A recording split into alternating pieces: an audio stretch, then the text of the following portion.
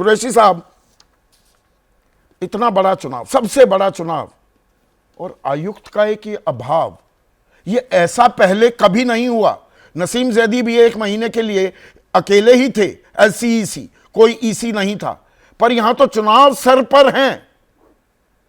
ये ऐसा पहले कभी हुआ? और जो ये हुआ है, इसे देखकर आपके मन में पहली प्रतिक्रिया क्या आई?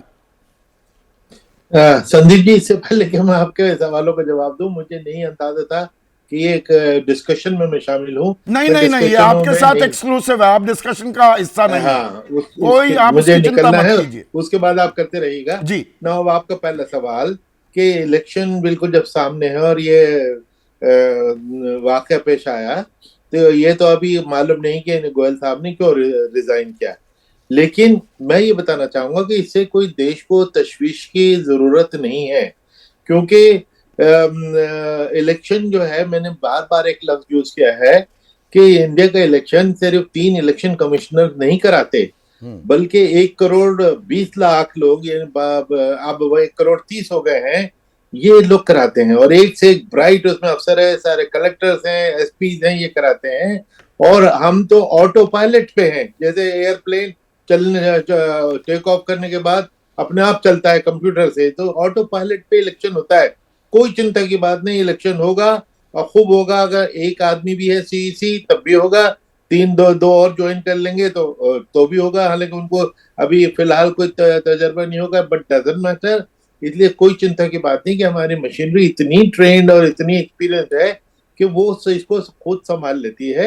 Except for the model code of conduct के जो कंप्लेंट्स आती है, उसमें तीनों को एक साथ बैठ के एज ए अदालत बैठना होता है, वो जरूरी। बाकी तो सारे हमारे अफसर करते हैं और खूब बढ़िया करते हैं। आपने कहा ऑटो पायलट पर है, पर देखिए वो सीजर्स वाइफ वाली जो पुरानी सेइंग है, अबव सस्पिशन, एक लोगों का विश्वास है, भरोसा है चुनाव आयोग पर।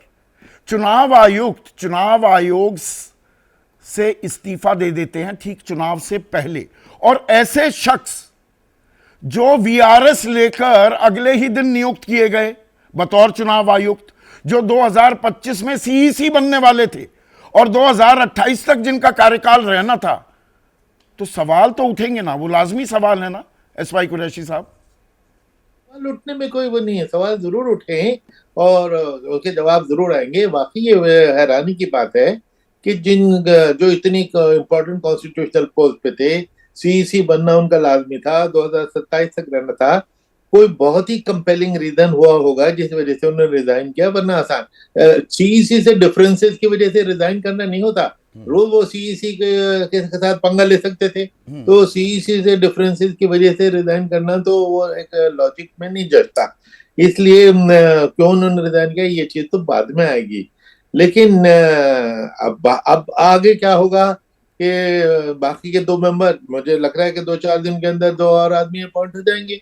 जैसे ही घड़ी का काटा दोपहर 2:30 पे आए, बबीता जी का दिल सास बहू साजिश के लिए मचल जाए। और ये है इनकी बहू, पूरे दिन ऑफिस की टेंशन हो जाए गॉन जब ये करें अपना फेवरेट शो फ्री टाइम पे ऑन। इनकी तरह आप भी देखिए अपना फेवरेट शो अपने टाइम पर और डाउनलोड कीजिए एबीपी लाइव ऐप अपने स्मार्ट टीवी पर।